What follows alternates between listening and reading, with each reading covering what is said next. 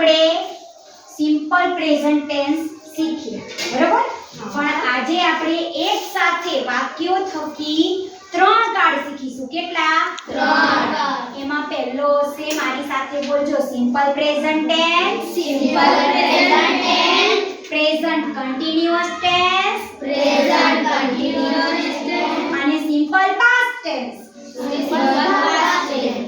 3 ક્રિયાઓ. કેટલી? 3 ક્રિયાઓ. 3 ક્રિયાઓ અલગ અલગ કાળમાં થાય છે, એને આપણે એક્શન સાથે શીખવીશું, બરાબર?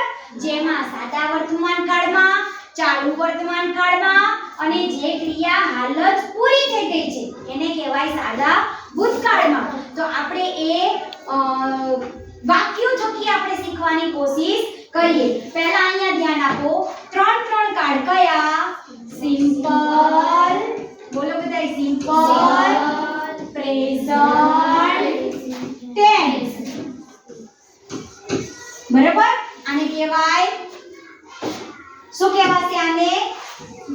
સાદો વર્તમાન કાળ, બરાબર ને? હા, હવે બીજું છે, કયો છે? તો કે પ્રેઝન્ટ કન્ટિન્યુઅસ. શું બોલાય? કન્ટિન્યુઅસ. કન્ટિન્યુઅસ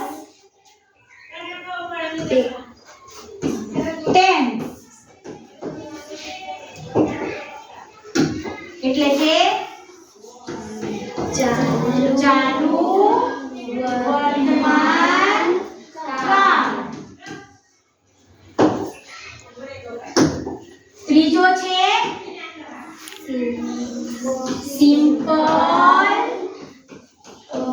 પાસ્ટ ટેન્સ, બરાબર ને? કયો છે ત્રીજો કાર્ડ?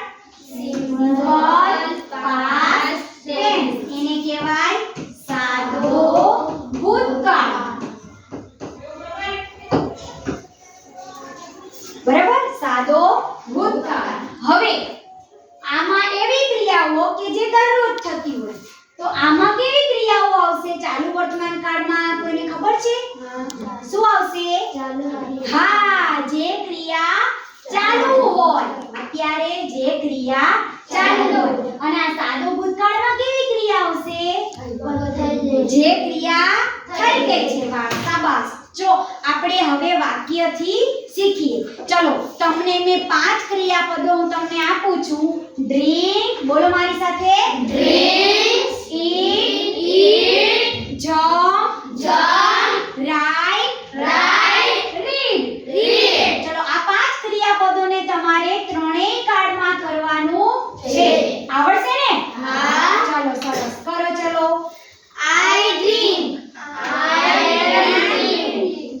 I drank. શાબાશ. જો I drink, I am drinking એટલે ક્રિયા ચાલુ છે, અને I drank એટલે પાણી પી ગયા, બરાબર? ચલો, બીજું વાક્ય.